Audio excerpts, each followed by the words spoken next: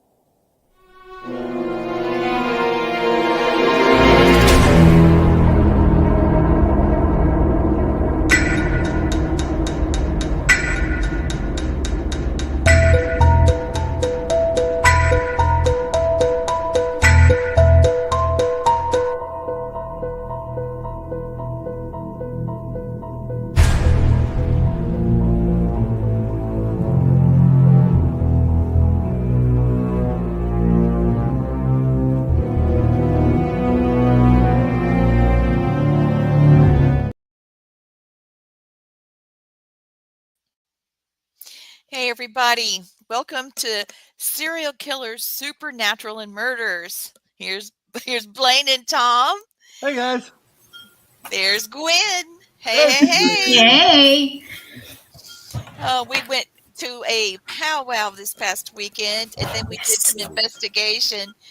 It was a very relaxing, exhausting weekend. All in one, yes. All in one.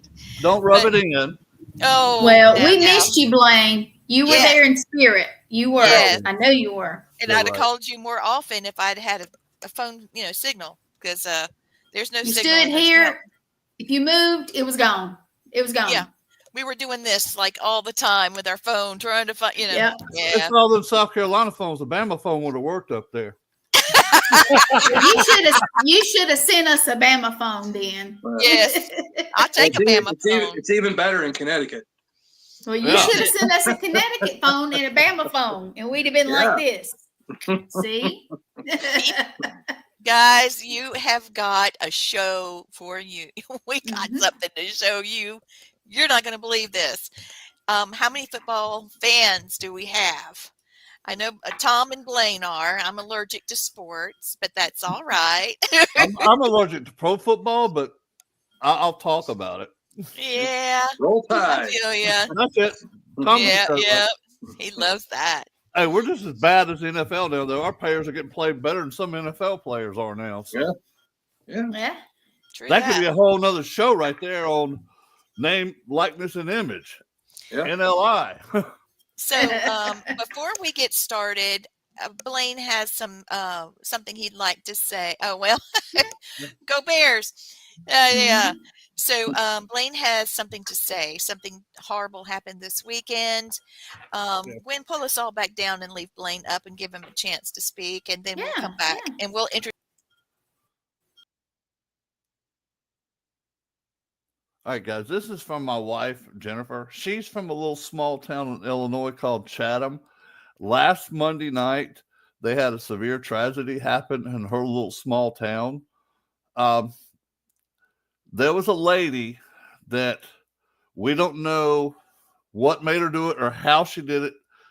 She was doing 78 miles an hour through a cornfield and went through a building that's an after-school program, and she killed 4 kids, all under 18, and injured 9. The only thing that stopped her car was she hit a light pole after she came out the backside of the building. They did a toxicology on the lady, no drugs, no alcohol. They don't know if it was a medical emergency that happened to her or she just did it vindictively. Nobody ever know. But if you could send healing and prayers to the families of the people that got hurt and the people that passed, keep them in your thoughts and prayers, because that really affected my wife, because that was her hometown, you know, and she happened to be in Chatham at the time it happened. But her sister and her mother live about a mile apart from where this accident happened. So it was like right between her sister and her mother's house. It really shocked my wife. You know, you don't see stuff like that happen all the time in your hometown. And I don't want to see it happen to nobody. And I hope that the lady had some kind of medical emergency. I hate that she ended up killing 4 people and injuring a bunch of other people. So just keep those folks in your thought and prayers. I mean, just a little small town in Illinois, but real great people there. You just keep them in your thoughts and prayers, and I appreciate y'all. Thank you.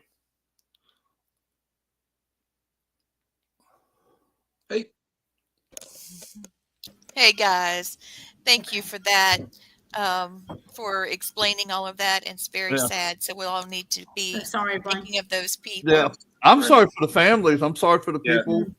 And I want to know, our curious minds want to know, was the lady, did something medically happen to her, or she just do this vindictively?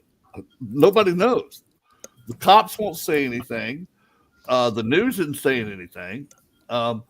All I know is when after she got done, she came out unscathed, unhurt, not scratch on her.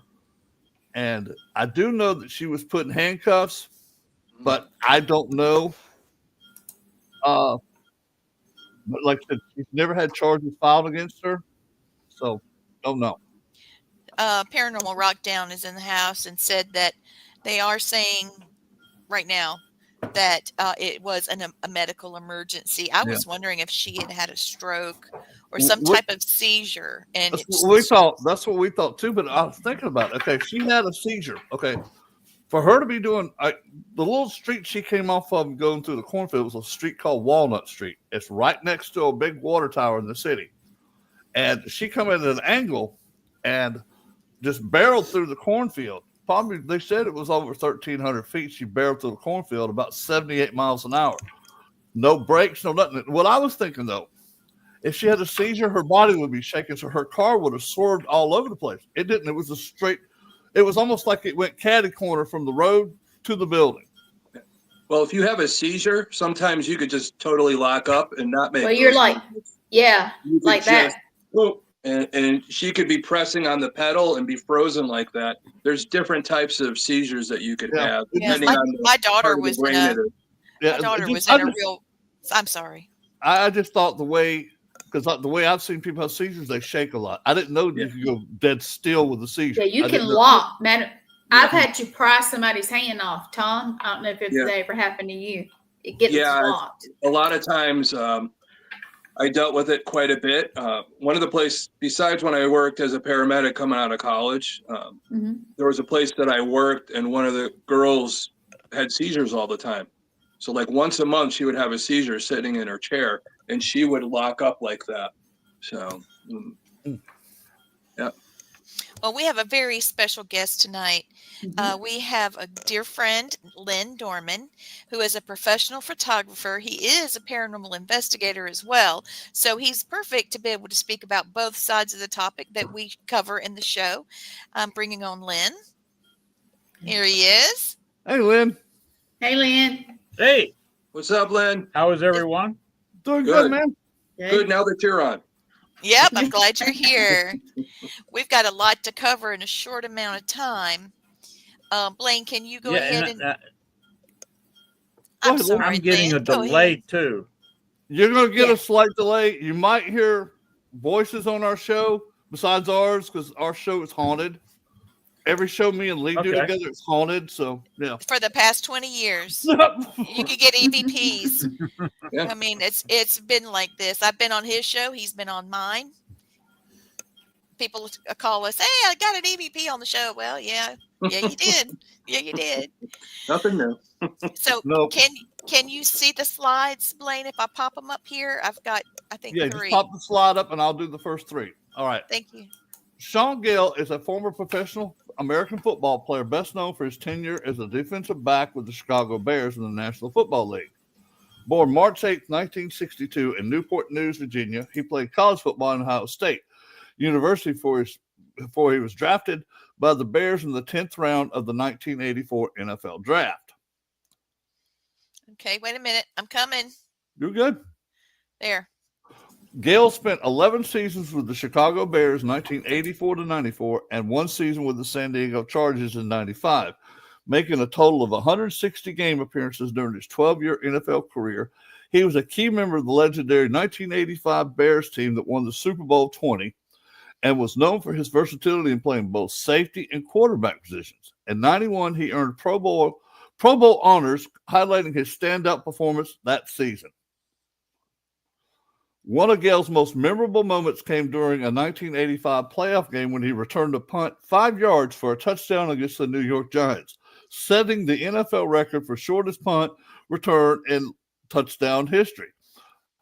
After retiring from professional football, Gale transitioned into sports analysis and broadcasting, including work as an NFL analyst for Sky Sports.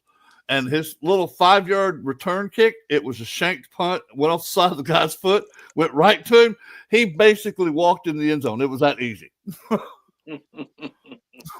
Right place, right time. Yeah, no, it's like that was just one of the luckiest bounces. It went right. I mean, I don't even think the ball went 10 yards in the air up, and it went shanked off his foot right into the guy's hands. He just basically walked in the end zone for 6 points. Big 6. Punt return. Here's Sean's picture. There he is there. All right. So we broke this open. Here we are. So basically we got a guy that has the tiger by the tail, right? He's got this killer career, and in 85 it just skyrocketed him. And so he had his pick of people that he wanted to have relations with.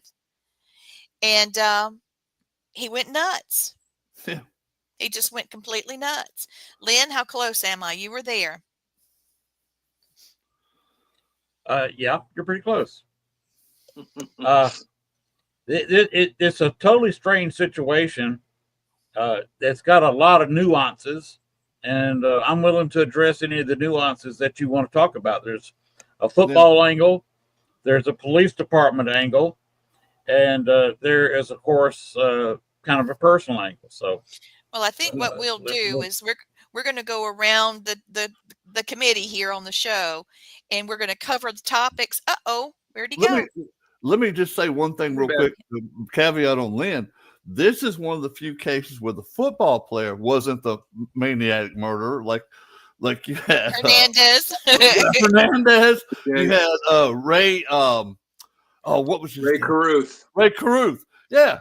And O.J. Simpson, of course. O.J. Simpson. Yeah. Yeah. Well, we know we actually were talking about it on the last show. We mentioned the Hernandez brothers and the type of brain injury.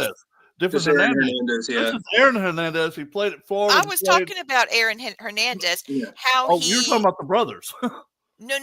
I'm talking about the football player because they actually did an autopsy on him after, and he had so much brain damage that it made him that violent. Yeah. So, well, just yuck. And he's Sean Gale is on my poo-poo list. Let me just say that because you'll see why in a minute. Yep. All right. Tom, how about you? Well, what do you got here? Sean Gale and Ronnie Reuter. You want me to read that? If you want to, I mean, we were talking about how they met after a basketball game. Yeah, that's, besides the point. I think my 2 cents that I'll put in, knowing football players, knowing serial killers, a lot of it is brain damage, falling on the head. And these guys are hitting each other on a daily basis, Lynn and had you. the thing is the CTE is a serious thing. And, in this case with him, even his chosen lifestyle could be in question because of that type of way his brain is. And maybe that's part of his personality. We look at it, what was it? I think he was dating 18 different women in a 3-year period. Yeah. So the slide basically said that he met Roni. Yeah. 18 years they were together. Some people say 20, or some saying 18, and she was monogamous to him. Yeah. And he did whatever he wanted to with whomever he wanted to. Yeah. And he was seeing in a romantic way, I guess you should say it that way. What's her name? Marni. Yeah. For 7 years. So, but they were all very similar. They were all, a lot of his people that he dated that were in question were fitness models. Yeah, let me show you a picture of Marni. She's in her 40s here. And, I mean, she's got a 6-pack. That's pretty intense. Mm-hmm. But unfortunately, she's got a 6-pack, but she's got a butter face, though. Ooh. Yes, she's a butterface. You know what that means? Everything looks we were great, saying butterface. the same thing. Yeah, but there's another psychological thing sometimes with people, even guys, even women, when they're in that type of fitness thing, even at certain ages, it's almost the self-esteem thing. They feel like they always have to look good, and they'll do whatever it takes. And when somebody makes them not look good, then there's that psychological issue that comes into play. That's part of things where some crimes happen, or potentially crimes could happen, or violence, or anything along that nature, which we'll be, of course, talking about more tonight. When I did some research on Marni, let me see if I can find the slide. When I did some research on Marni, here she is with Sean. Okay. That's Roni. That's Roni. Yeah. Marni. I don't think there's any pictures of her. Yeah, there you go. There she is. She has 2 things on her record. The first one, she had filed a restraining order on someone, and a month later, the guy that she filed a restraining order went back and did the same thing to her, filed a restraining order on her. And it was just back and forth. So she was, rah, rah, rah, rah, rah. Then the same type thing happened with a business she worked for. She's also, by the way, she works for a legal aid business, or she did, excuse me. And she was also a real estate agent. So she had other jobs, but she had these jobs because she had 3 children and was wanting to make ends meet. She worked as the shot girl at a bar. And, somebody said something, and she was filing sexual harassment charges against the company, and it didn't stick. And then she filed it directly with the court system, and it got thrown out. But she was still trying to fight her way into something. Now, Roni, totally different story. She, besides the fact that I can't remember what her full-time job was. She worked part-time at Macy's. Mm-hmm. And everybody talked about what a sweet girl she was, and how she was so devoted to Sean, and how even though he wasn't, and she was 7 months pregnant when this murder happened. Just everybody said she was soft-spoken. She was beautiful, but she wasn't a fitness model. She wasn't running in the circuits. They met at a basketball game. And, yeah, it's a mess. It's a mess. Hi, Mike. So I thought I would show you a few things. I have to have the slide to remember because there's so many things about this thing. All right. So they started dating. Yeah. Roni and Sean started dating after a charity basketball game, and they met each other. They were together for 18 years, but they never married or lived together. And she did work 2 jobs, like I said, and she was working at Macy's. The child's name was going to be Skylar. She was a little girl. Okay, so Roni was found shot to death in her Deerfield, Illinois condo. She had been shot at close range twice in her belly, and that indicated the killer wanted to kill the child. And then multiple times, she had been shot altogether. So, what does that tell us, Tom, about the killer? Well, I'm still up in the air on this as I really dig deep. There's some part of me that says with the autopsy, they're talking about trajectory of the bullet, that it would have to have come from somebody at least 5'10" or taller. Yeah. This Marni was only 5 feet tall. But then there's another expert recently that said, well, maybe the autopsy looks like it came from below. So there's no agreement on that. You're going to come to the part where we're talking about how she had all these lawsuits and all that against, other people.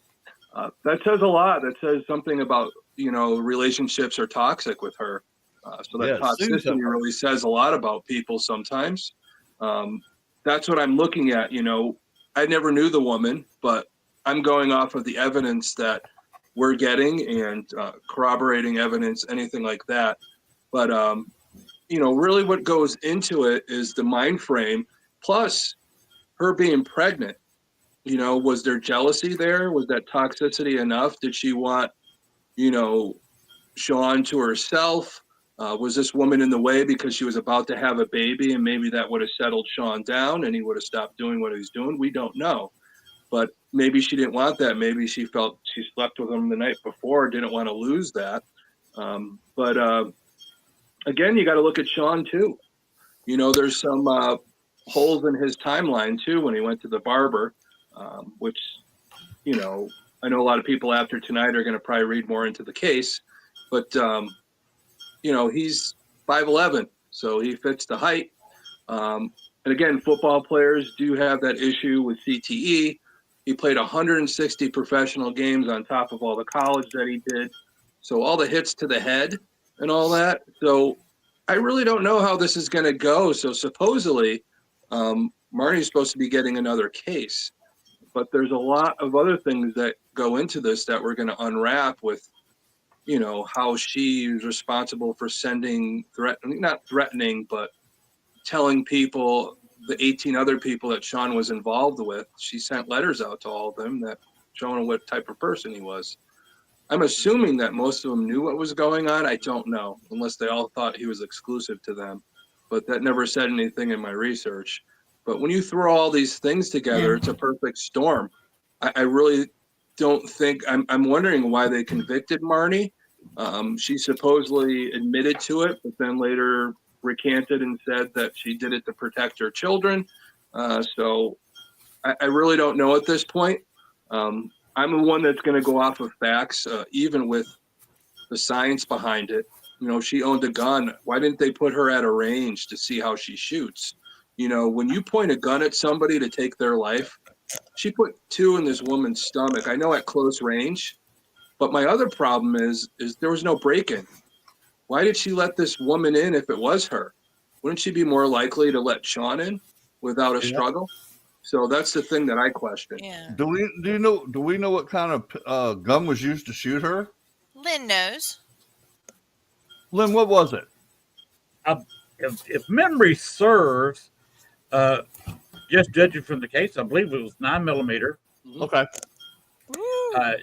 It was a fairly commonly owned caliber. Everybody's got 9mm nowadays. I've got 2 of them. Yeah. So it's like 38s were back when I was a kid. Yeah. Everybody had a Saturday night special, a little 38 snub nose. Yeah, I've got one of The those. people who went bigger, they went 357 Magnum because of mainly Dirty Harry and the impact that our 357 has over a 38. Yeah. I personally had a 357 Magnum. I fired 38 specials with it. Yeah. Oh, well. Well, see, the reason I asked that, Lynn, Very, because very, very severe hollow points. yeah, the reason I asked that because okay, and the height difference on it, that's why I was asking what time a gun was, because most even females can raise up a 9mm and shoot. It was a 9mm. I just looked it up. Well, Lynn just told us it was. Yeah. You're behind the curve there, girl. No, I was looking it up to make sure. Yeah. But Well, I appreciate the backup, right. Graham. Yeah. Want to be But yeah, accurate. she could have shot that thing above her head. I've shot mine that way. I've had Jennifer shot mine, and Jennifer's like So she would have to do it this way? She'd like have that? to raise her hand up above her head and point down. But that would satisfy the angle. Now, if it was somebody regular height, they're going to shoot probably between shoulder blades. At least how I was taught to shoot. But they're going to shoot between the shoulder blades. There is talk about that. If you want me to go into it real quick, Please. Oh yeah. okay. There was by the way, I'm sorry I disappeared a few minutes ago. I had to reset my internet, so now I'm back up to speed, literally. It's fine. But anyway, she got caught with a receipt where she bought materials at a local store and had downloaded directions off the internet of how to make a homemade silencer. There was a silencer used because people heard something that wasn't quite a gunshot. Because a silencer is not the movies. I was telling this to Latrina the other night. It doesn't go pew pew, no, or choo choo choo like they show. It only knocks out about half the dBs of a regular gunshot. Yeah, and that's about it. It just makes it where it doesn't bust your eardrums if you're in the same room. Yeah, but there's a drawback. Due to the gas not having a way out, it jams, especially this particular model 9mm. Yes.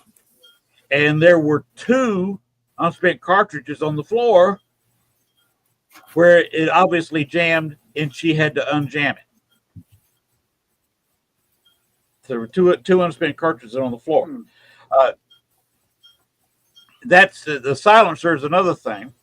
The kickback's affected. So a 9mm with a silencer, the kick is going to be reduced. You could fire it like this, as small as she was. Now, Latrina, did you show the video yet, or can you? I have not, and I can share screens to do that. Go ahead and show that, because we'll see what Marni looks like, what kind of person we're talking about. Okay, I'll give just me jump just in a on something second. real quick. Go ahead. Just jump in on something real quick. I'm still dumbfounded the way she shoots. This woman, so worried about her family and so worried about other people, that anxiety she had, for her to have the presence of mind to know, hey, I'm going to shoot up higher, maybe in her mind to set somebody up. I really don't think she would do that. When you are in confrontation with somebody and that anxiety's up and you're trying to shoot, take it from me. I'm very well trained with my law enforcement background for discretionary shooting. If you have to actually pull that gun up and you're shaking and all that, I really don't know in this situation.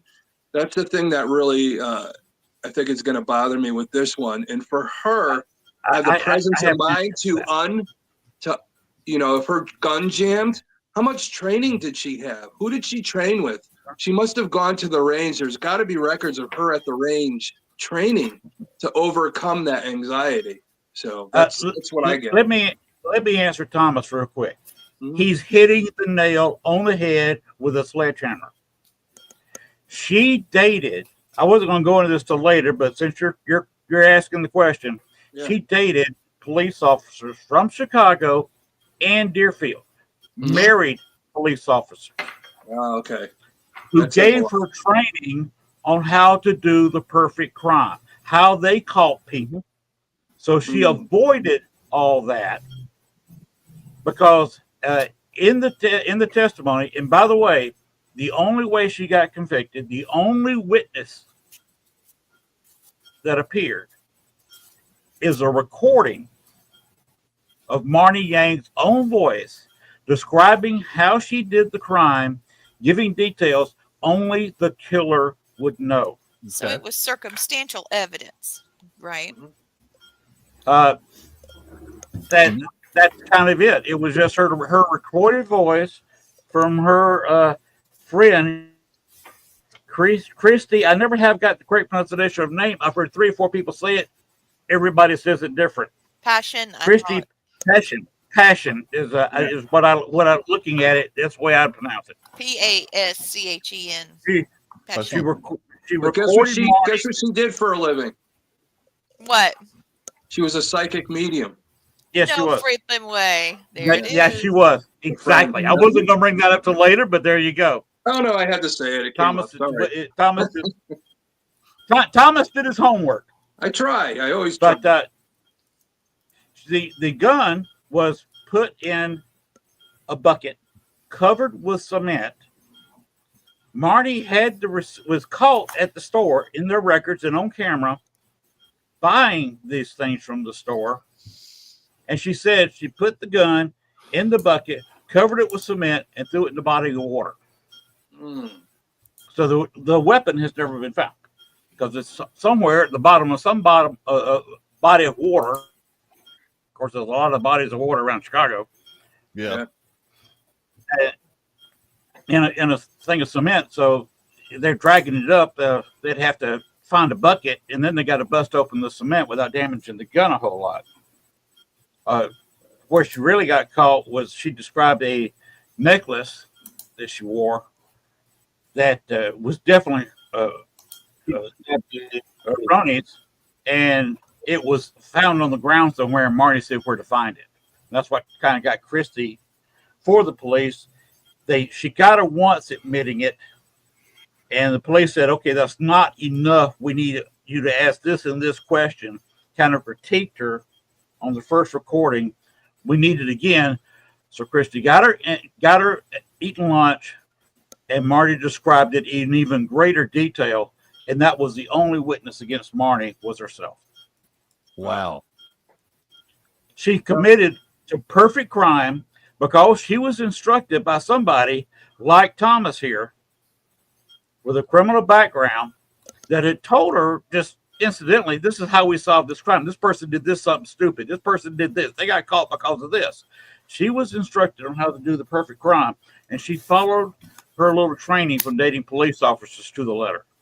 Yeah. Except she shouldn't have talked about the crime to anybody, even her best friend. Now, there was some talk about a recorded phone call with her parents saying that she was going to admit to the crime and knew that they were coming after her to protect her kids. It's like, right. Why was she? Her son. I don't understand that. Her kids are only 16. Her twins were only 16 at the time. Why would they go and murder this guy? Or I know she was worried about them getting interrogated, but what did the kids know? I don't know what made her say that, but that's another weird. The whole case is weird. And is everybody here halfway familiar with how Chicago works? Yes, yeah. I know. I lived there for 14 feel free years. to say it. Yes. If the Bears are the most powerful organization in the NFL, the NFL is one of the most powerful organizations on this planet. Mm-hmm. You don't find too many organizations, but you got to go to the Pentagon or something to get more powerful than the NFL. If they want somebody convicted and they want it shoved under a rug, done as quickly as possible, it gets done. The police are also quite powerful in Chicago. If they want something swept under the rug because of something they did wrong, it's swept under the rug. Deerfield operates the same way. All the little suburbs are the same way. So you got 2 police departments and the Chicago Bears wanting this thing overdone. That's why the trial was so quick. That's why they didn't call. I was interviewed for a witness, but they didn't want me because they wanted the trial done quickly. I was interviewed for the main trial and an appeal, and neither time did they want me to step in and testify because they wanted a quick trial. They wanted this thing over, done with, shoved under the table. Sean left. I don't want to interrupt you, Len. You're on a path, but I think a lot of people watching, we talked about it before, but let our audience know your relationship for the case so they know why you were involved with the court case. Well, okay. Gwen, who's showing the video? Latrina I or am. Gwen? I'll do it right now. Okay. So this is the relationship. All right. Give me just a second. I took this video, by the way. Okay. Is it? Oh my goodness. Stop sharing. Give me just a second. Why me? Every time. We always have a lot of trouble with sharing screens. Yep. With StreamYard. Yeah. It's just one of those Really things. do. Yeah. We'll get there. But, I have the same trouble with my underwear. Yep, me too. Yeah. Yeah, as I get older, it gets harder to put on. It also get harder to share. Yeah. All right. Let's see if Lee, I if can you can't get it, this send it to me. Yeah, if you can't get it, send it to me. The problem is sending it to you. I think I got it this time. Okay. Okay. It's too big. There we go.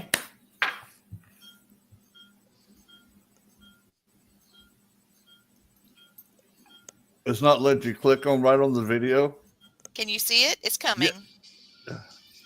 I hear it.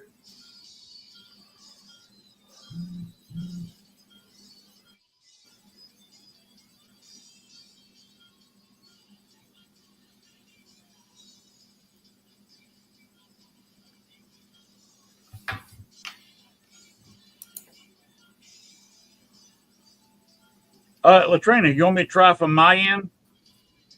It didn't play. I was looking at it. If you have it. Yes, please. Lynn, if you have it, yeah, let's see if it'll do. I've got it on my other computer, so I'll step out. Said something. I'll step out of the picture. I could see it. I'm sorry. Yeah, it's weird. It's like you needed to change your screen or something to that video because you could see where the file was, but not the video itself. Yeah, we saw the file and several other files that were around it, but and I heard some music. The first part of it does have music. Just so you know, it's not like it's a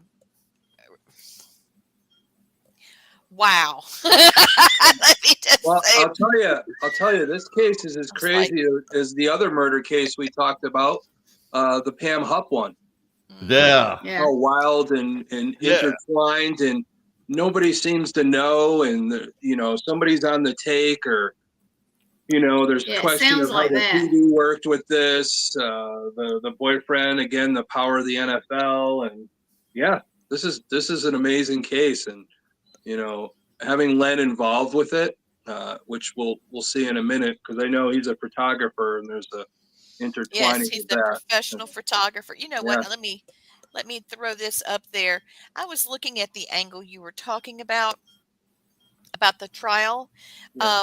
She said that there was DNA evidence on the shell casings that were not shot, but were at the scene. Okay.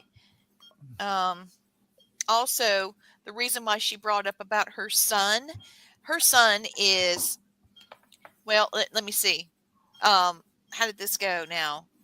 They said that this whoever shot her should be about 6 foot and was dark complected. Where that came from, I don't know, because it doesn't say anything about having an eyewitness, but that's what they say.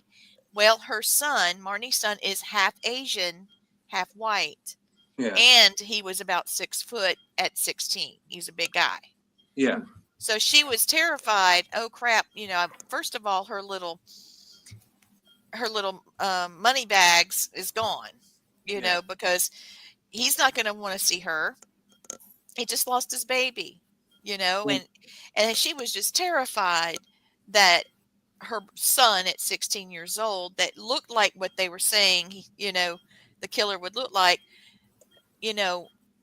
I'm sure that they looked at him like a father as well, because he did some things with her and the kids. So therefore, he would have been more jealous maybe of a brand new baby coming on board. I'm not sure, that's really, you have to jump into that. But there is a witness that said they saw somebody running up the stairs that day.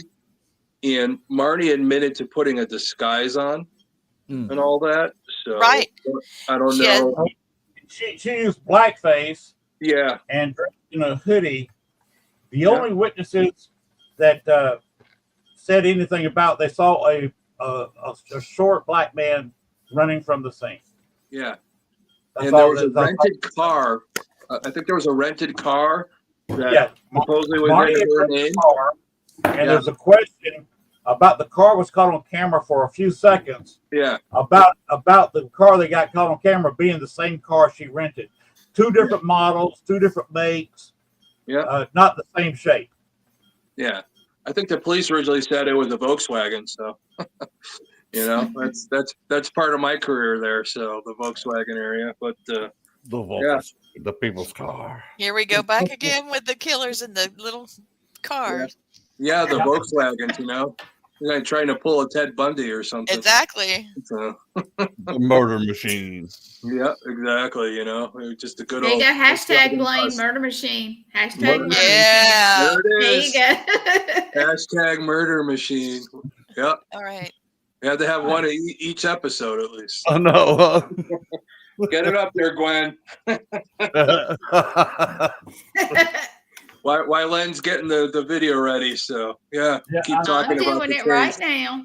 I'm doing gotta have our hashtags. My desktop is slow, so I've also I wanted to throw out there that the surveillance footage that everybody saw during the hearing and whatnot. She said that her defense never received that footage. Mm-hmm. They want a chance to examine it and try to at least verify Gail's alibi. Now, I was told that he had an airtight alibi, but then they said, oh no, he was nearby getting a haircut. Yeah. He was like 10 minutes away from her place. Yeah, her discovery from her defense lawyer should have got discovery on all that. Well, if anybody is interested, she has a website, of course, called freemarniyang.com in her own words. Yes. Oh, yeah. Free Legend Joe. Oh, Lord. That's so true. Yeah. I mean, who's driving the murder machine? Oh, no. But, no, who's you got to look at the gas pedal. Yeah, you got to look at it again. Just down the street. I don't know. I'm still wondering, but even with her, it's almost like, I don't know. It's almost like they slept with each other the night before. And then she did three-legged jump. I think together the video before, and she ends up dead. I'm wondering. Do you think if they slept the night before, this is what goes through my brain, they slept with each other the night before and she ends up dead the next day? Yeah. Do you think maybe they were in on it together? Dude, okay, they were conniving. Yeah. They were conniving. And I'm thinking, holy crap. I am thinking like Ray Caruth paid somebody to shoot this lady. He's like, he's like, oh my God, she's pregnant. This is going to end my whole life. I'm going to have a kid, whatever. Yeah, I'm getting ready and to have she's like, well, I'll help you out. And they start designing this thing. Well, I'm going to be here, you be there, and then nobody will know who did it. Yeah. So, yeah. Wow. I mean, that same thought shot into my brain at the same time. Yeah. Like, okay, they were conniving. Could be. They were definitely conniving. Pat Patterson, who's one of our biggest sponsors, he said, take it from me, things happen when you're live. No worries, great show. We'll get this thing up. We've got time. But well, good. I just love Pat. He has been so supportive. Right on. Yeah. Hey, we need to recognize some of the other folks too. We got Chad, who is one of our we got Kim Brady. Hey, yes, Kim. Ma'am. Hey, Kim.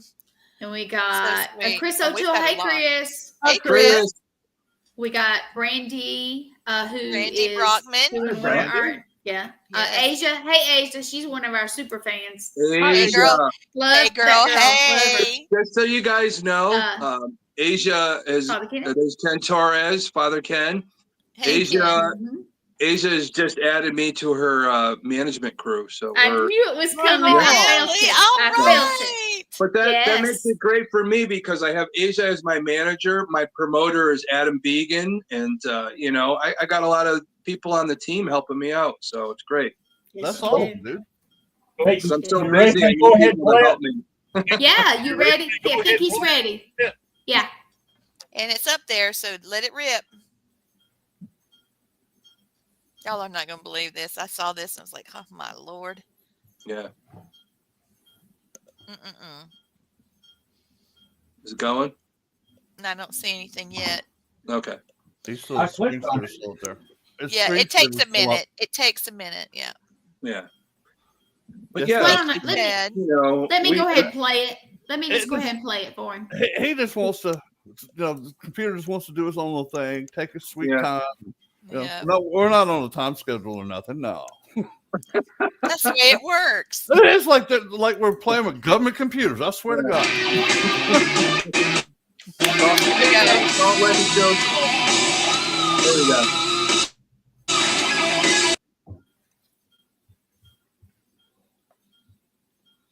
I guess y'all see what I see, right? Yep. I see Butterface. Yeah, well, she keeps her head down. Yep. But here's the thing. There we go. I'll take my time anywhere. I'm free to speak my mind anywhere. And I'll be fine anywhere, anywhere I roam. Where I lay my tone, come upon my stone. My body lies, but still I roam, yeah, yeah.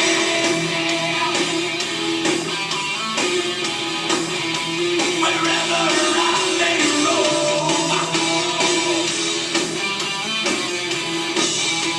wherever I may roam.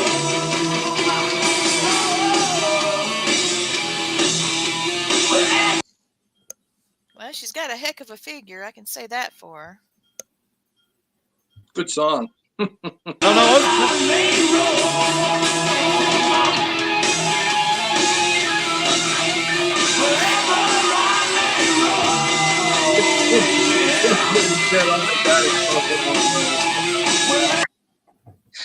going to pull it down now. I think we got that. Yeah, it will. So Chad is saying, good Lord, it's Buffalo Bill. It puts the lotion on the skin. It puts the lotion in the basket. Oh, my Lord. There's another hashtag right there. Oh, look at that. She's, okay. So there's things she could do to... As you can tell, she was no weakling. Yeah. No. Sean. Sean, you ain't lying. I don't think all the Jameson in Ireland would take care of that. Our audience knows us well. They know how to get their own hashtags out. So. Yes, they do. Here, this is the biceps and boobies view here. Yeah, well, we got itty bitty titty committee.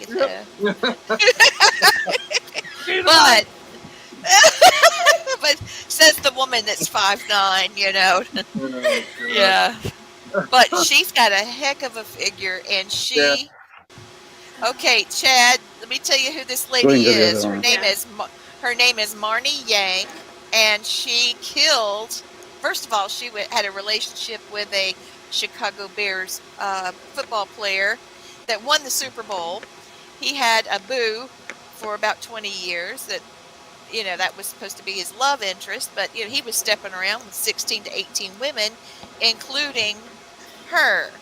Slept with her the night before, and then whoop, his boo thing that's 7 months pregnant turns up shot. So we're trying to decide if this 5-foot woman could shoot as if she was a 6-foot man. Now, I can do that. I'm telling you right now, those are store-bought boobies. They store-bought. Look at So Sean says train wreck.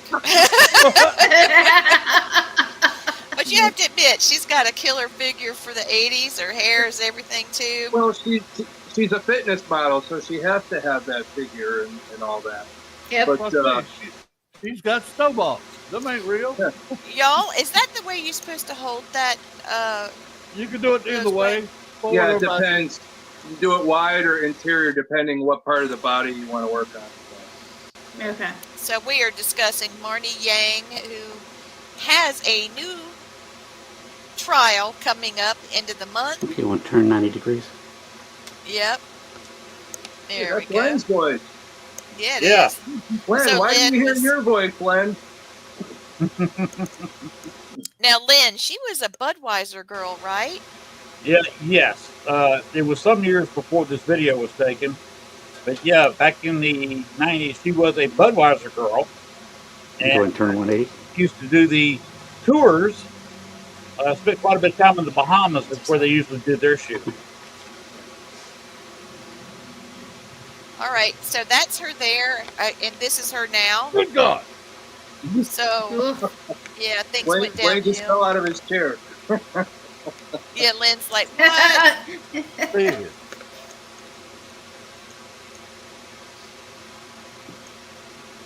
Yo,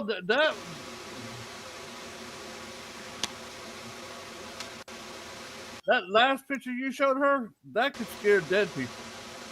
Well, who knows what's happened to her, man? You know, this is what she looked like here on television and YouTube. I mean, she's still, you know, but this one here, oh my. That's what stress in prison will do to you. So. Yep. Thank you for that video. Yeah, Len, that's cool. Thank Hey, you. Mark. So Len, how long did you know her and videotape and take pictures? Quite several months. We met. You want to hear about a 2-minute story? We got time for that? Yeah. Yes, of I course. want to know a little more background that you would know. So yes. Okay.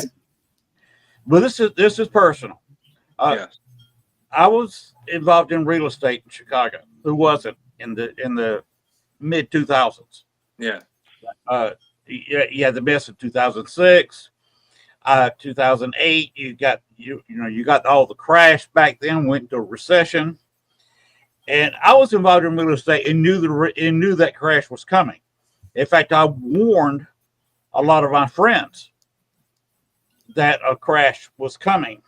And they said, no, I don't believe it. You can't predict the stock market. And then it crashed and they lost everything. Yep. And then so, well, anybody could have seen that coming. Well, I said, well, why did you argue with me when I told you it was? Yeah. When you tell me, well, anybody can see that. But anyway, I was going to a real estate club. Real estate clubs were formed with different people involved in different parts of real estate that get together and see if they've got any buyers for sellers and try to get them together and, make a little commission. So that's what we were talking about. We had monthly meetings. Guy was kind of the head of the club. He owned one of the old industrial buildings in Chicago, and we had it in his loft. He had the whole second floor set up as his living residence. What we were planning on doing, since everybody had houses they would buy as is, and a lot of them had furniture in it that was usable and with a little bit of rehab, we were planning on me and my brother-in-law running the store while they did their real estate thing. And we could sit there.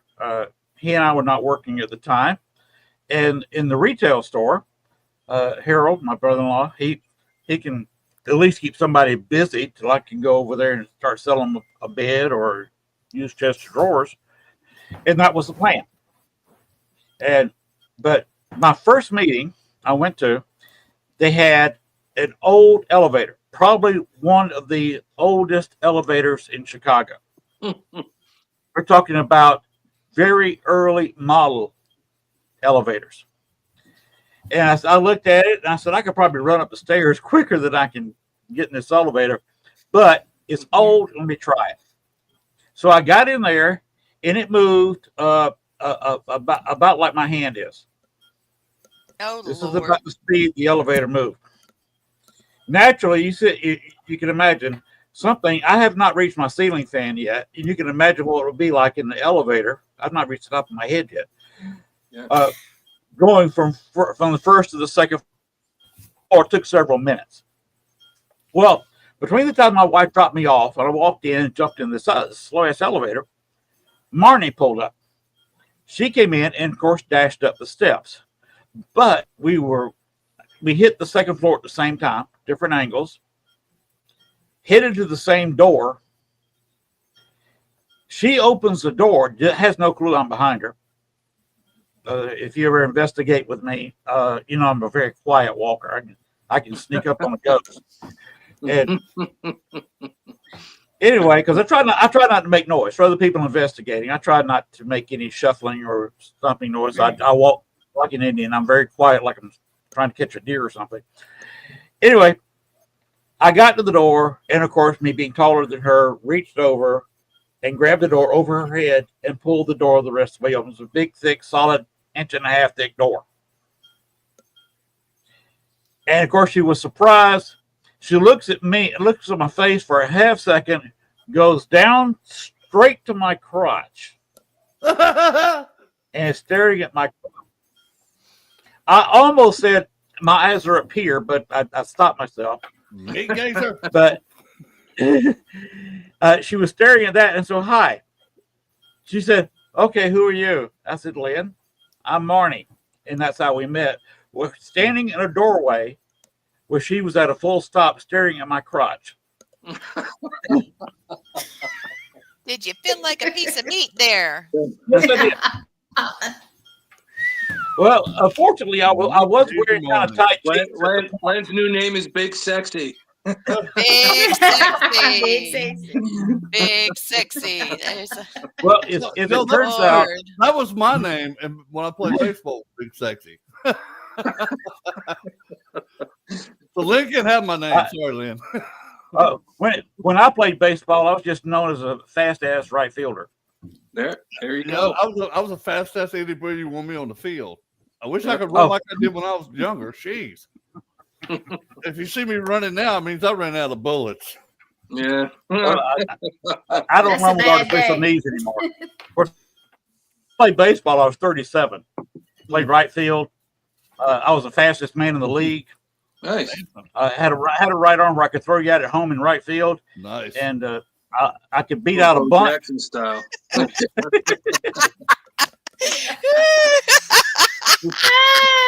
Okay, Gwen. Remember, my wife may be watching this. That was Lee this time. That was all me. That was her. But anyway, Marni and Sean were both players. Marni was supposedly Sean's real estate agent. Yes. Where she was supposed to be managing real estate investments with him, but there is no known real estate transactions that she oversaw for him. Which is another thing you were talking about, Thomas. There's a lot of quirks to this. Yeah. Sounds to me like he was paying for something. Paying for something. Like I said, they were both players. They were playing each other. They both knew it. They both knew who they were playing. You had that one, I'm not going to go into her name. She was another bodybuilder, fitness gal, and she may have had a little bit of roid rage. I don't know. This girl was built much better than Marni. She's the kind of girl you look at her and say, okay, let's not mess with that one. That was the Carrasco. I think her last name was Carrasco or whatever. Yeah. Carrasco or something like that. Yeah. She was a strong, pretty good hoss of a woman. And she was a little bit screwy.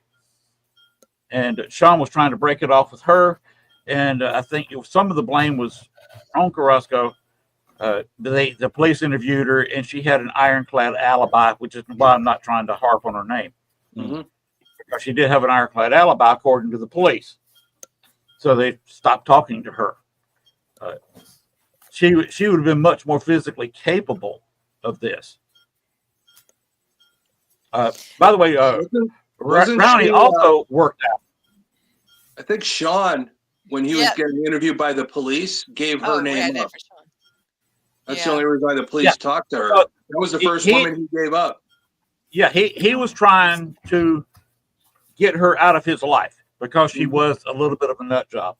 Yeah, that's why I'm terrorizing a little bit of roid rage, because or either that, I did not know her. She may have been a screwy loon from birth. I don't know, but she definitely had some screws loose, and she was a big tough girl. And you hate to see a big, well-built girl get a little screws loose because you never know what you're going to get. No but joke, I think Sean attracted that type of woman because you really got to think about it. This guy's dated 18 people over 3 years. And if these women know all this stuff going on and they're comfortable with it, there's something, there are screws loose. So, and a few of them, I guess. No offense to Gwen, especially. I don't want to piss Gwen off, but no, you don't. A girl who works out got a few loose screws to work with. She usually has some moves, especially if she's a player. And this is a good one-night stand. It's better than better than fighting with a bear, I guess. I mean, it's similar. You're not in the bed all night. You're in the bedroom floor all night. You're in the hallway. You're in your living room. You're in the kitchen. Yeah, and he's a fit. He's a fit guy. And two fit people should be able to have sex for 3 or 4 or 5 hours. Yeah, with just a couple of breaks.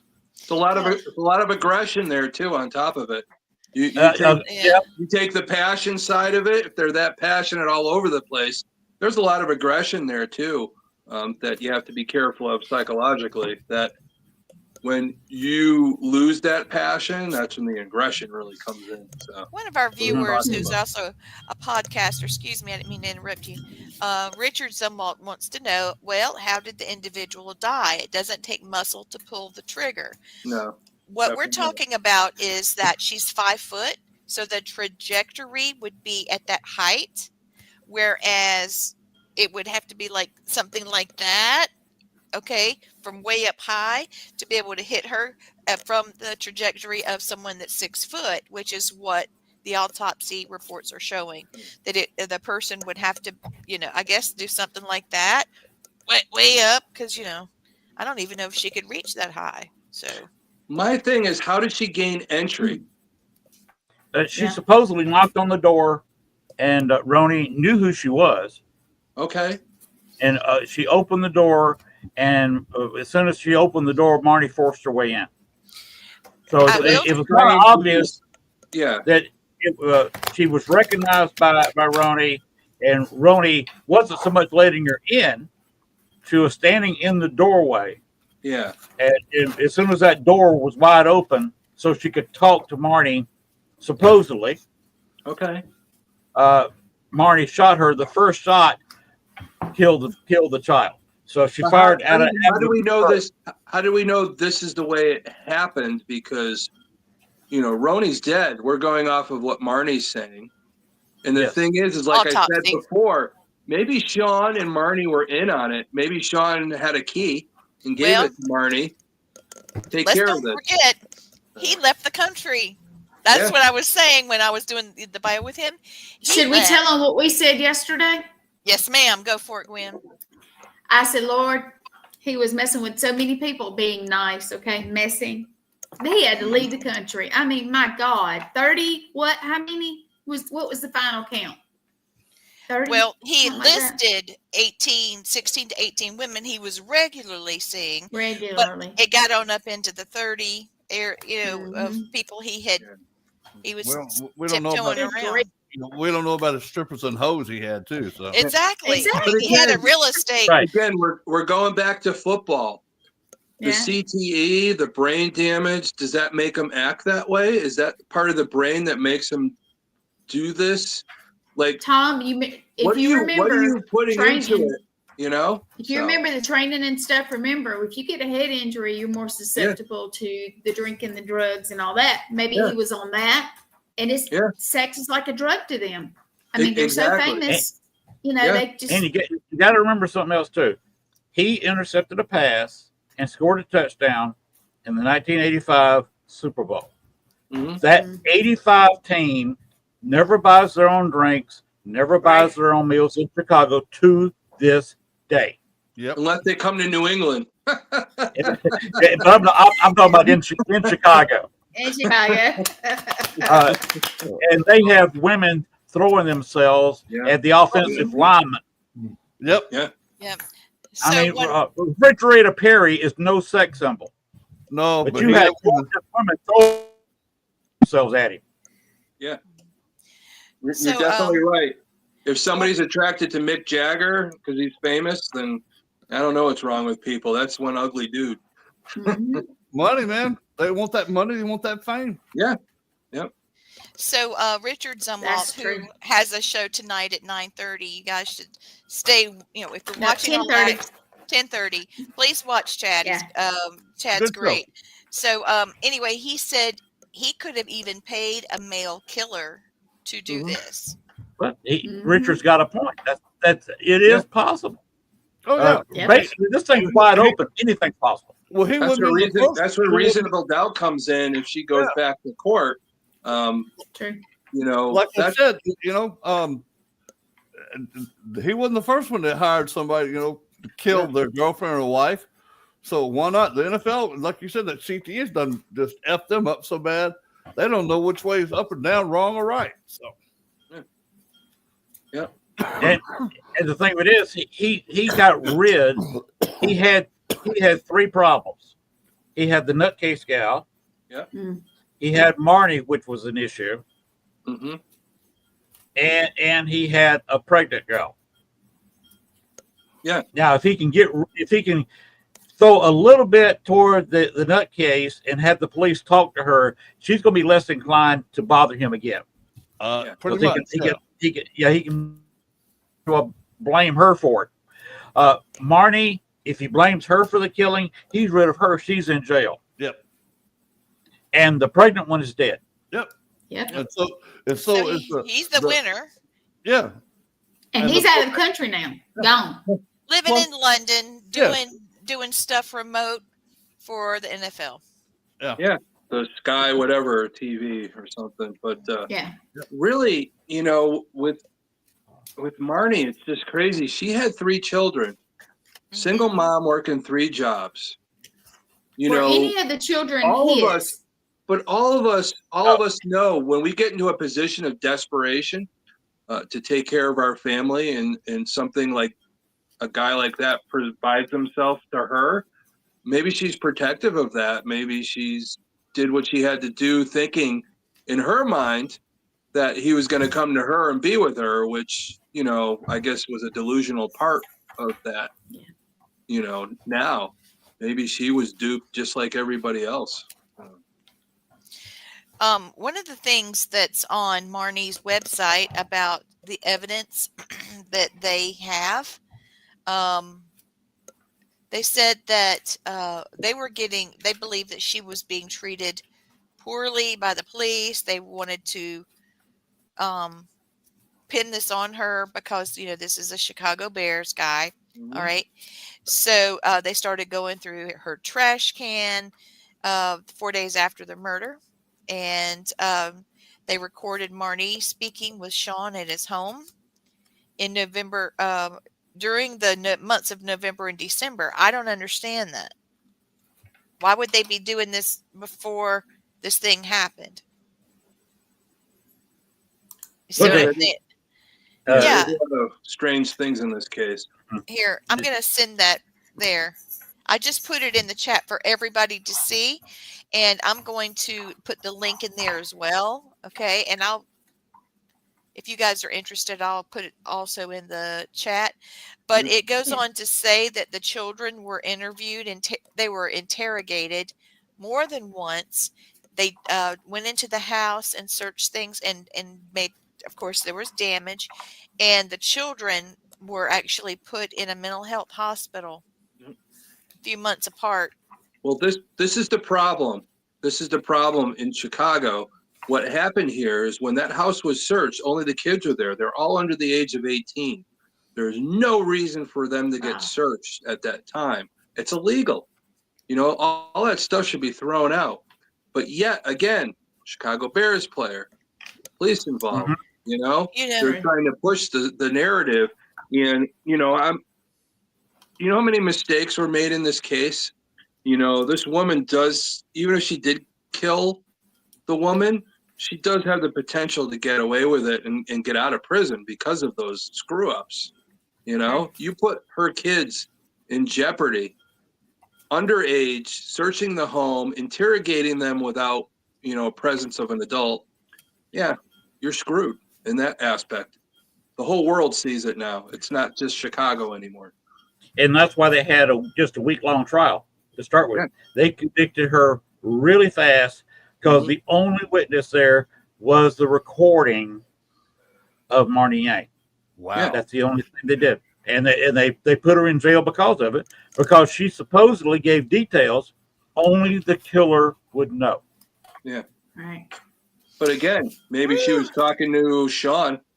They planned the whole thing. Maybe he actually did it, and she only knew the details because he told her, because they were both in on it, protecting. There is that strong possibility, but there's no proof. But again, that causes reasonable doubt if you put it that way. I don't know who's watching this right now, but as a law enforcement person myself, there's Big Sexy. So, Big Sexy Lynn Dorman. Hey, you guys.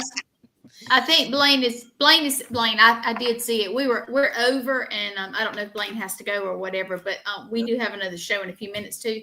So let's just wrap it up. It's great conversation. Great conversation. We can write a book about this right now. I mean, it's unbelievable. Well, Lynn, thank you for coming on. Thank you so much. Thank you.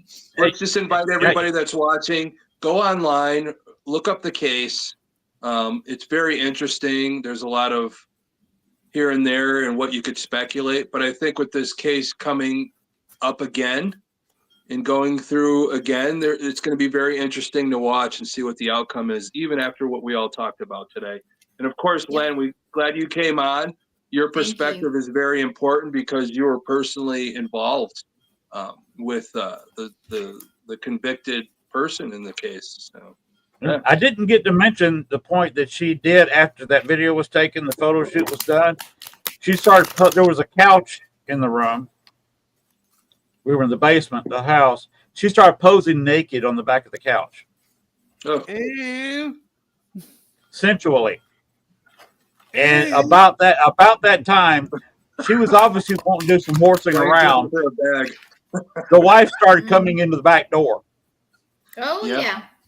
Yep. And I said, I looked at Marni and said, Gail is on her way in the house now. She got dressed in a few seconds and ran past Gail and said, hi, Gail, as she was still dressing, and ran out the door in her car. Smart woman. Yeah, especially my wife being a former powerlifter.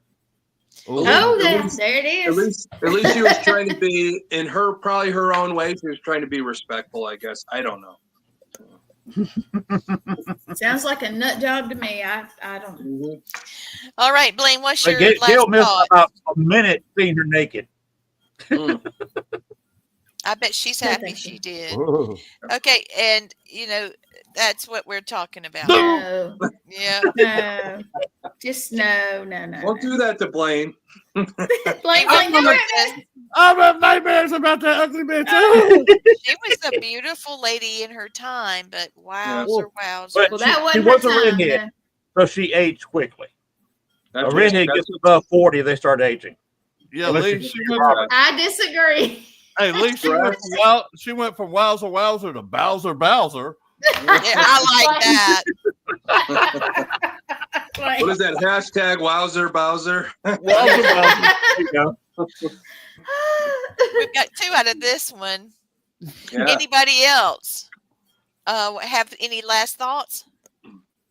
Amazing. Everybody look into the case.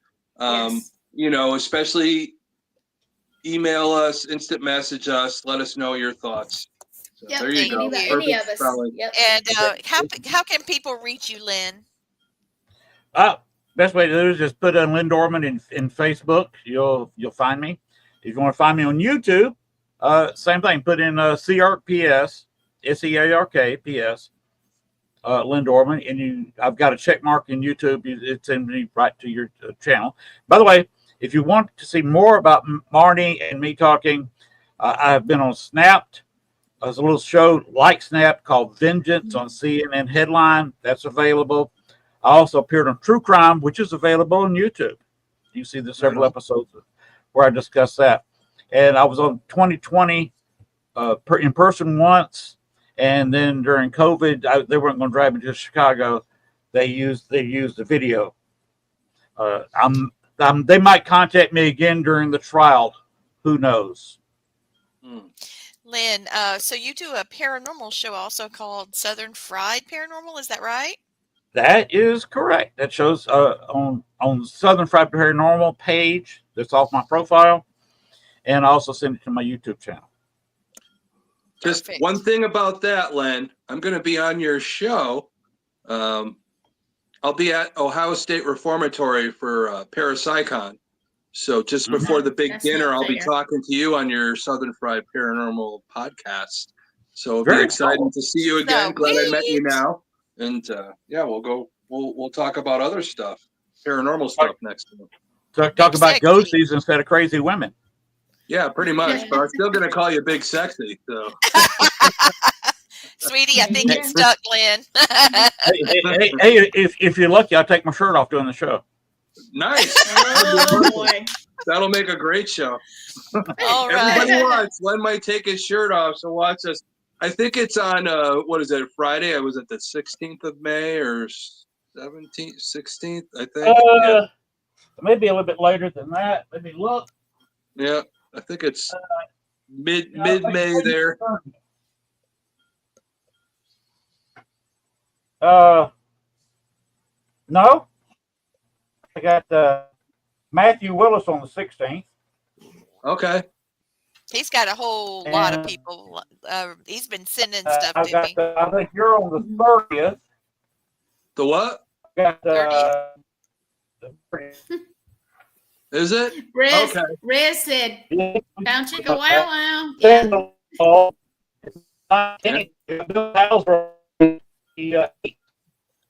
Okay.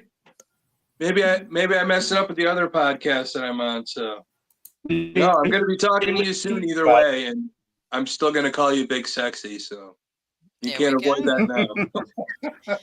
Oh yes. Okay, go ahead. Yep. All right, you guys, I got to hurry you off. I'm so sorry. Yes. Off we go. No problem. Thank you for coming.